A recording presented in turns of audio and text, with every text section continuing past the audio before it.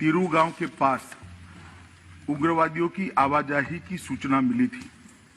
इसके आधार पर सेना के 21 पैरा कमांडो के एक दस्ते ने दिनांक 4/12/2021 की शाम को संदिग्ध क्षेत्र में एम्बुश लगाया था। एम्बुश के दौरान एक वाहन एम्बुश के स्थान के समीप पहुंचा। उसे रुकने का इशारा और प्रयास किया गया। रुकने की बजाय वाहन द्वारा उस जगह से तेजी से निकलने का प्रयास किया गया, जिसके उपरांत इस आशंका पर कि वाहन में संदिग्ध विद्रोही जा रहे थे, वाहन पर गोली चलाई गई, जिससे वाहन में सवार 8 व्यक्तियों में से 6 व्यक्तियों की मृत्यु हुई।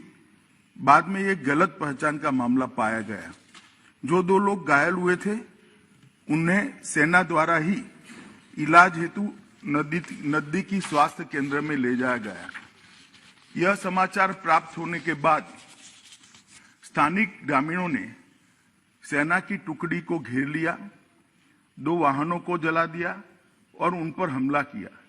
इसके परिणाम स्वरूप सुरक्षा बल के एक जवान की मृत्यु हो गई तथा कई अन्य जवान घायल हो गए।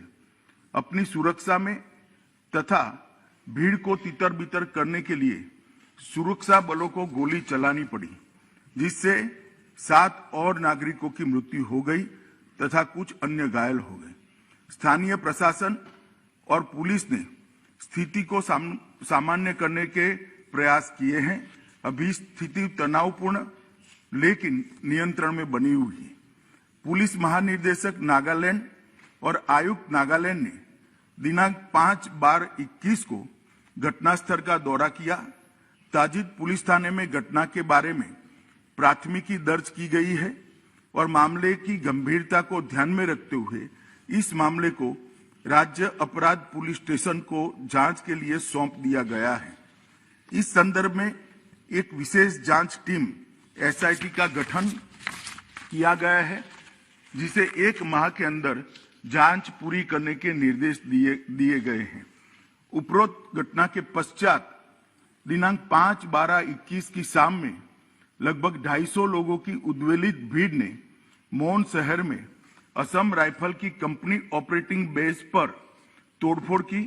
भीड़ ने COB के मकान में आग लगाई, जिसके उपरांत असम राइफल की टुकड़ी को भीड़ को तितर-बितर करने के लिए गोली चलानी पड़ी। इसके कारण एक और नागरिक की मृत्यु हो गई और एक अन्य घायल हो गया। प्रभावित क्षेत्र में किसी और अप्रिय घटना को रोकने के लिए अतिरिक्त बलों की तैनाती कर दी गई है। सेना की 3 कोर मुख्यालय द्वारा एक प्रेस वक्तव्य जारी किया गया है, जिसमें निर्दोष नागरिकों की दुखद मृत्यु के घटनाक्रम पर अत्यधिक दुख सेना द्वारा व्यक्त किया गया है। सेना द्वारा इन दुर्भाग्यपूर्ण मृत्यु के कारणों की जांच उच्चतम स्तर पर की जा रही है और कानून के अनुसार समुचित कार्यवाही की जाएगी।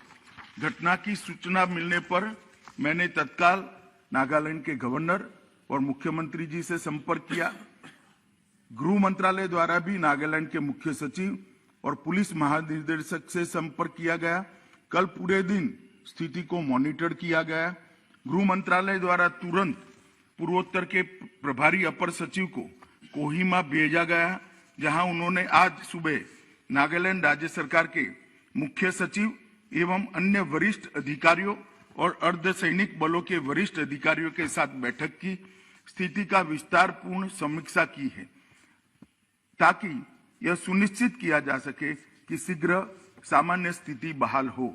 यह निर्णय लिया गया है कि सभी एजेंसियों को यह सुनिश्चित करना चाहिए कि विद्रोहियों के खिलाफ अभियान चलाते समय भविष्य में ऐसी कोई दुर्भाग्यपूर्ण घटना की पुनरावृत्ति न हो।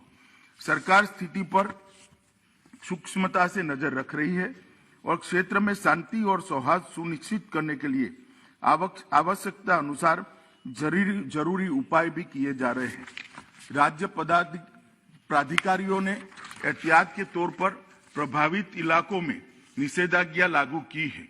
भारत सरकार नागालैंड में हुए इस दुर्भाग्यपूर्ण घटना पर अत्यंत खेद व्यक्त करती है और मृतकों के परिवारों के प्रति गहरी संवेदना व्यक्त करती है। Item number